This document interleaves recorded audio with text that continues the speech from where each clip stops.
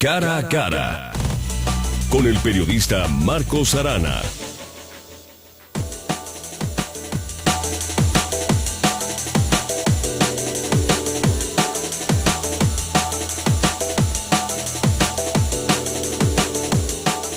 La pobreza y la desigualdad son dos aspectos de un mismo tema.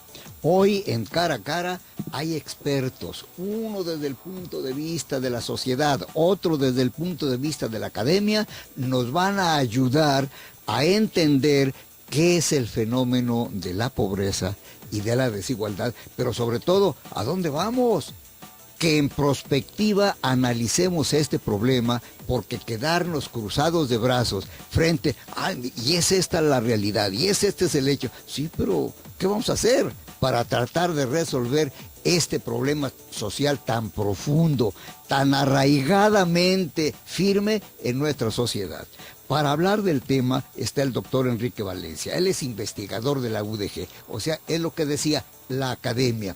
Pero la sociedad está en la voz de Héctor Castañón. Él tiene, entre otras cosas, programas, está participando en programas que él mismo nos va a decir. Por eso digo yo que hay dos polos sobre un mismo objetivo.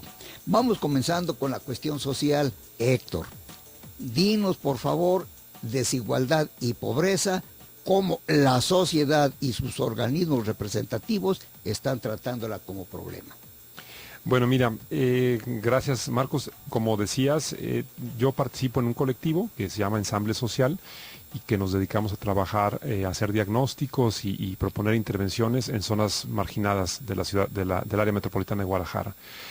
Digamos que los diagnósticos son muy coincidentes, tienen cada cual ahí sus matices, pero en realidad lo que encontramos es que hay muy pocas condiciones para que la gente que vive en estas zonas pueda revertir su situación y realmente encontrar un camino hacia la prosperidad.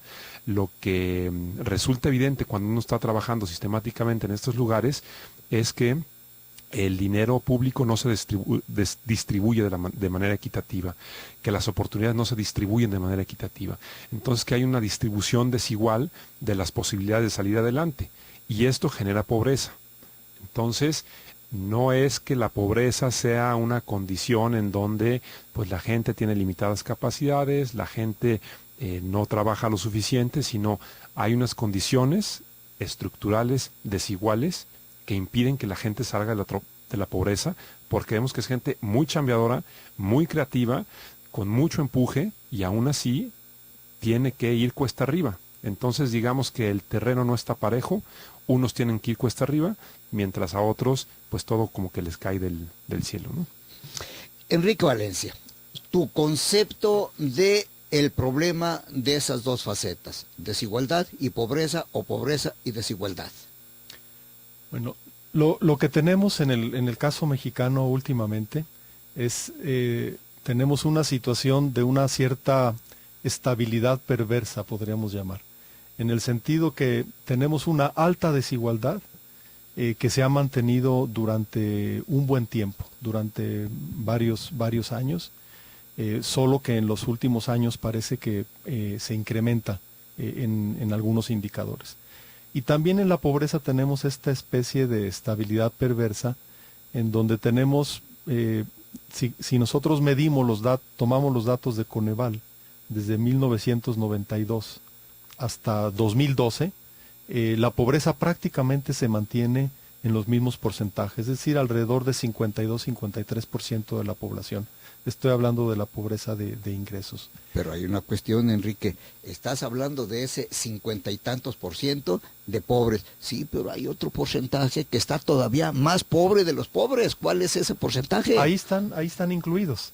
O sea, en los pobres están incluidos, en las mediciones clásicas que hacía Coneval, la pobreza alimentaria, la pobreza de capacidades que le llamaba y la pobreza general o de patrimonio, ¿no?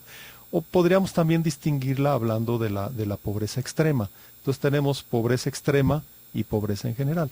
Entonces en la pobreza extrema tenemos también alrededor de cerca de 20% de la población. Entonces y esa está incluida en la pobreza en general. ¿Cómo describes la pobreza extrema? Aquellos que no pueden ni siquiera, con todos sus ingresos, ni siquiera pueden llegar a la canasta básica, no pueden consumir los alimentos básicos necesarios para sobrevivir.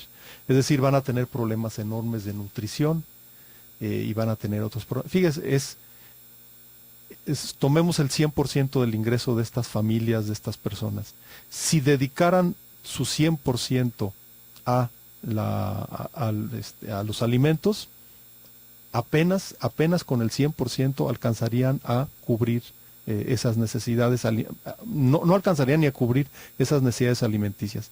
Pero esas personas también tienen que vestirse, tienen que transportarse, tienen que hacer otras muchas cosas, ¿no? Entonces, el indicador es un indicador muy grave, ¿no?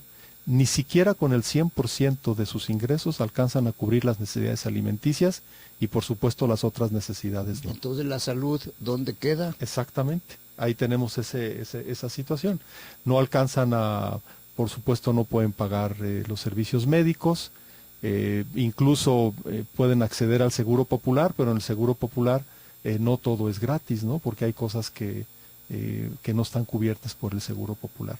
Entonces, lo que podremos decir es, la pobreza extrema ni siquiera alcanza para cubrir necesidades alimenticias, no se diga de las otras necesidades, ¿no? Entonces, el pobre extremo tiene una gran cantidad de carencias, carencia en el acceso a la salud, carencia en el acceso a la educación, carencia también a otras necesidades básicas como ropa y otras necesidades más, ¿no? Héctor Castañón, dijiste hace un momento que el sector público no está cumpliendo con su tarea, pero te pregunto, ¿en quién radica la responsabilidad de salir de la pobreza extrema o de la pobreza en general? ¿Del sector público o del individuo, de la sociedad? Bueno, incluiría al sector privado, ¿no? Yo creo que, número uno, como sociedad, digo, lo importante, hemos escuchado hablar de pobreza durante muchos años, tanto que la hemos normalizado. Pues es normal que haya ricos y pobres y pues ni modo, así es la vida. El punto es creer como sociedad que esa condición es injusta y que esa condición puede revertirse, porque cuando vemos a alguien en condiciones de pobreza extrema a los ojos, podemos entender que es alguien como nosotros y que es injusto que esté en esa situación. Eso es, digamos que culturalmente lo hemos aceptado y tenemos que dejar de aceptarlo como normal y empezar a pensar que a partir de la solidaridad podemos empezar a construir condiciones distintas. Número uno. Número dos, el sector público, Enrique tiene datos muy valiosos de evaluación de los programas sociales y lo que arrojan, a reserva de que él nos comente más a detalle, es que es insuficiente el gasto social y además es mal dirigido y además es,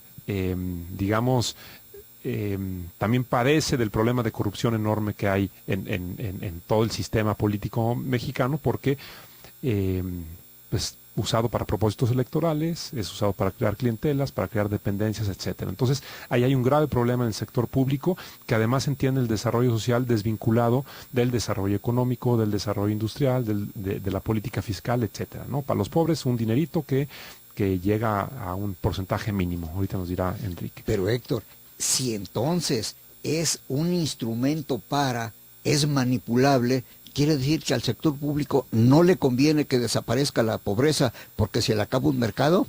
Todas las evaluaciones de los programas, tanto del campo como los sociales, parecen indicar eso. Parecen indicar que entre más se construye esta idea de el patriarca o el gran señor que viene a proveer, es mucho más efectivo para sus votos duros y para mantener una condición en donde ellos están en el poder. Y por último, creo que el sector privado tiene un papel muy importante porque el salario es fundamental, la inclusión económica es fundamental para salir de la pobreza y no depender de los programas de gobierno, por ejemplo. Importantísimo entonces que echemos un vistazo, aunque sea somero, aunque sea rápido, sobre el impacto, la esencia de los programas sociales oficiales en el combate a la pobreza y la desigualdad. Esto después de una pausa.